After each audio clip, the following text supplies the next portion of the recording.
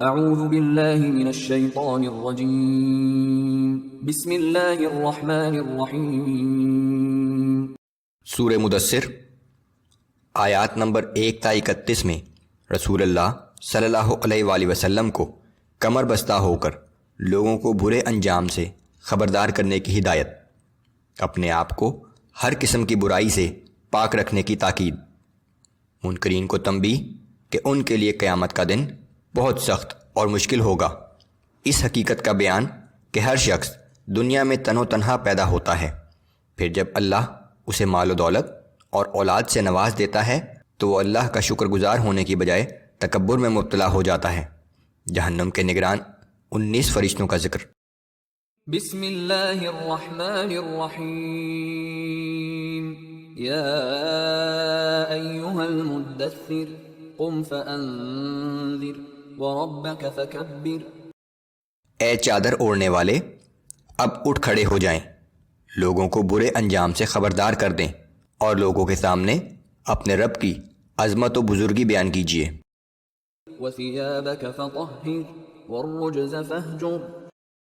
اپنے کپڑوں کو پاک صاف رکھیے اور شرک کی غلاظت سے بھی دور رہیں۔ ولا تمنن تستکثر ولربک فاصبر۔ کسی پر اس نیت سے احسان نہ کیجیے کہ مجھے اس سے زیادہ بدلہ ملے گا، اور صرف اپنے رب کی رضا کی خاطر ہی صبر کیجیے۔ فَإِذَا نُقِرَ فِي النَّاقُورِ فَذَلِكَ يَوْمَئِذٍ يَوْمٌ عَسِيرٌ عَلَى الْكَافِرِينَ غَيْرُ يَسِيرٌ۔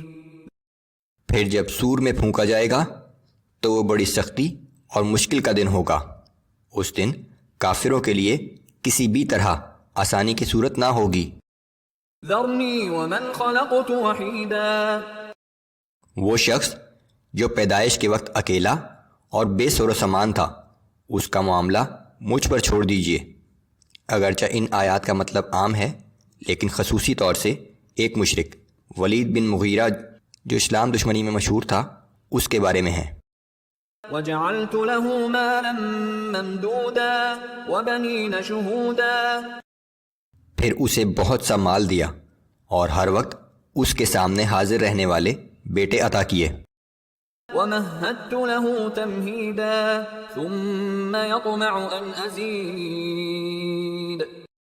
اور ہر قسم کا دنیاوی سامان اس کے لیے مہیا کر دیا، لیکن پھر بھی وہ طمع رکھتا ہے کہ میں اسے مزید اور زیادہ عطا کروں۔ كَلَّا إِنَّهُ كَانَ لِآيَاتِنَا عَنِيدًا۔ یہ ہرگز نہیں ہوگا، کیونکہ وہ ہماری آیات سے بغض و عناد رکھتا ہے۔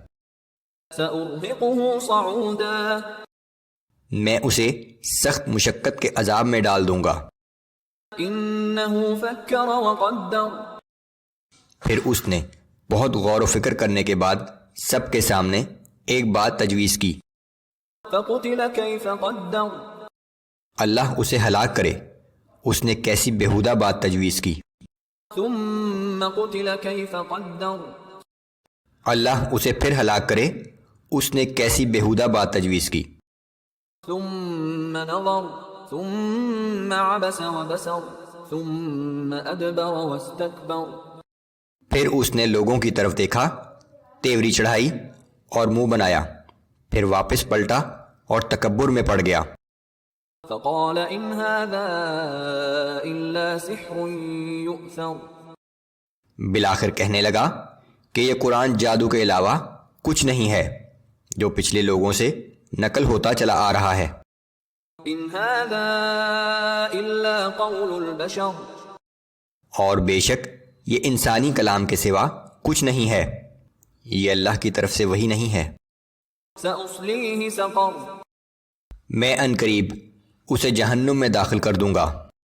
وَمَا أَدْرَاكَ مَا سَقَرَ۔ اے پیغمبر صلی اللہ علیہ وآلہ وسلم، آپ کو کیا خبر کہ وہ جہنم کی آگ کیا ہے؟ لَا تُبْقِي وَلَا تَذَرُ۔ وہ نہ تو کچھ باقی رہنے دے گی اور نہ کسی کو چھوڑے گی۔ لَوَّاحَةٌ لِلْبَشَرِ۔ کھال کو جلا کر سیاہ کر دینے والی ہے۔ عليها 19 اس پر 19 نگہبان فرشتے مقرر ہیں۔ وما جعلنا أصحاب النار إلا ملائكة اور ہم نے جہنم کے نگہبان صرف فرشتے ہی بنائے ہیں۔ وما جعلنا عدتهم إلا فتنة للذين كفروا ليستيقن الذين أوتوا الكتاب ويزداد الذين آمنوا إيمانا ولا يرتاب الذين أوتوا الكتاب والمؤمنون۔ ان کی تعداد کو کافروں کے لیے آزمائش بنا دیا ہے، اور اس لیے بھی تاکہ اہل کتاب کو یقین آ جائے اور اہل ایمان اپنے ایمان میں اور زیادہ مضبوط ہو جائیں، اور یہ کہ اہل کتاب اور مومنین کو اس قرآن کی صداقت میں کوئی شبہ باقی نہ رہے، کیونکہ تورات میں یہی تعداد مذکور تھی۔ وَلِيَقُولَ الَّذِينَ فِي قُلُوبِهِم مَّرَضٌ وَالْكَافِرُونَ مَاذَا أَرَادَ اللَّهُ بِهَذَا مَثَلًا۔ اور اس لیے بھی تاکہ کفار اور وہ لوگ جن کے دلوں میں نفاق کا مرض ہے یہ کہیں کہ اس عجیب مضمون سے اللہ کا کیا مقصد ہے۔ كَذَلِكَ يُضِلُّ اللَّهُ مَن يَشَاءُ وَيَهْدِي مَن يَشَاءُ۔ اور اس طرح ایک ہی چیز سے اللہ جسے چاہے گمراہی میں مبتلا کر دیتا ہے اور جسے چاہتا ہے ہدایت بخش دیتا ہے۔ وَمَا يَعْلَمُ جُنُودَ رَبِّكَ إِلَّا هُوَ وَمَا هِيَ إِلَّا ذِكْرَى لِلْبَشَرِ۔ آپ کے رب کے لشکروں کا حال خود اس کے سوا کوئی نہیں جانتا، اور یہ جہنم کا حال بیان کرنا صرف انسانوں کی نصیحت کے لیے ہے۔